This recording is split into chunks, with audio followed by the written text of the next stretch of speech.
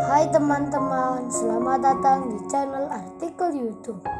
Channel pertama cerita Kenshin. Kali ini admin upload lagi ya. Terima kasih. Kisah pemuda kaya, anak bos besar, pemilik 73 perusahaan, yang menjadi cleaning service. Episode 476. Hari pun berganti, pagi kini datang kembali. Kenshin sudah bilang ke Kaori, kalau akan kerja lagi, dalam beberapa hari, jadi cleaning service di tempat yang lain. Setelah mendapat penjelasan Kenshin, Kaori pun mengerti, dirinya mengiyakan, dan kini, Kenshin masuk perusahaan itu. Terlihat sudah banyak orang yang berdiri. Mereka juga sama, akan kerja pertama di hari ini. Wajah-wajah penuh semangat, begitu nampak terlihat. Banyak pria dan wanita, yang berkumpul di halaman utama. Mereka melihat tulisan, yang tertempel di papan pengumuman. Rupanya itu pemberitahuan, tentang hal yang harus dilakukan. Yakni calon pegawai yang baru datang. Harus menemui siapa, ke kantor bagian mana, termasuk Kenshin yang berdiri, melihat namanya sendiri, di papan pengumuman itu. Di sela hal tersebut, petinggi-petinggi perusahaan, satu persatu mulai berdatangan, mobil-mobil masuk ke dalam. Kemudian keluarlah seorang pimpinan, bos yang punya perusahaan, sudah tiba di tempatnya. Beberapa saat kemudian, masing-masing orang pun bekerja. Kenshin pun demikian, diperintah untuk ke tempat lokasinya. Kantor pertama yang harus ia bersihkan. Saat Kenshin tiba, dilihatnya banyak orang yang sibuk kerja, lagi melihat komputer di mejanya. Kenshin masuk begitu saja, sambil membawa lap dan sapunya.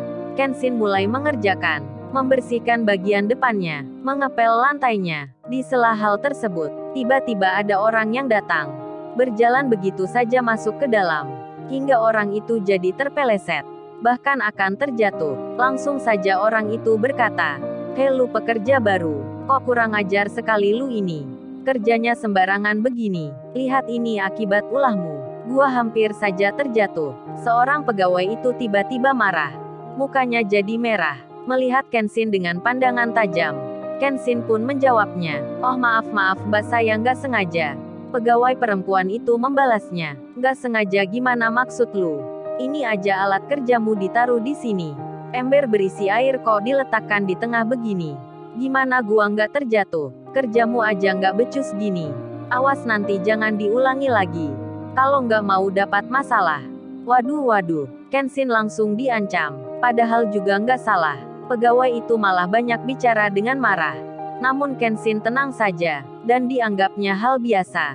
Kemudian terdengar orang bicara. Salah satu pegawai laki-laki berkata, "Ada apa Sofia? Kamu kok marah-marah gitu? Sama cleaning service pula, mending marah sama aku ini. Karena nggak level Sofia, cleaning service lu ajak bicara. Nanti kesenangan dirinya, mending bicara sama aku saja. Aku rela kalau kamu marahi." Dan orang sekantor pun tertawa. Mendengar ucapan Charlie, yang menggoda Sofia, cewek primadona di sini. Kemudian Charlie itu bicara, menghardik Kenshin dengan berkata, "Hei lu pekerja cleaning service. Kalau kerja di sini yang benar. Jangan asal kerja saja. Untung mbak cantik itu nggak terjatuh. Kalau terluka lu yang gua hajar. Lu aku kasih pelajaran. Ayo lu lanjutkan kerja. Jangan melihat ke kita." Waduh, benar-benar si Charlie itu sangat tak baik sikapnya. Begitu pula semua pegawai yang di situ. Terlihat sombong semua, tak baik perilakunya. Atau memang mereka sudah biasa memperlakukan pekerja baru seperti begitu. Kenshin yang mendengarnya, tak tersinggung diri.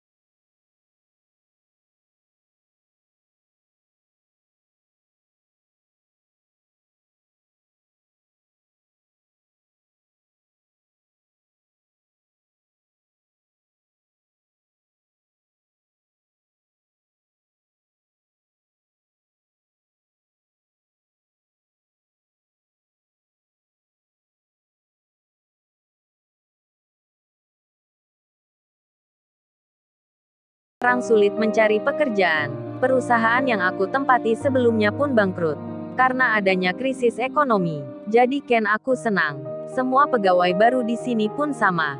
Meski di hari pertama banyak rintangan, kita anggap itu ujian, termasuk membawa barang berat ini. Aku rela mengangkatnya. Gita nampak merasa kuat, karena memang sedang butuh kerja untuk mencari penghasilan. Itulah mengapa ia bertahan, meski sedari pagi dimarahi dan diomelin, bahkan dibentak-bentak.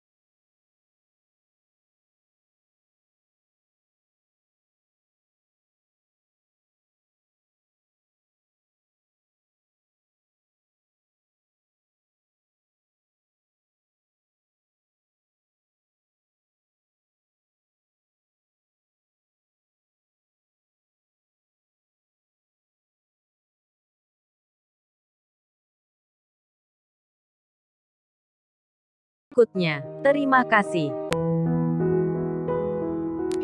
Jangan lupa ya guys, untuk kelanjutan ceritanya ada di artikel YouTube. Jangan lupa subscribe ya guys, dan tekan notifikasinya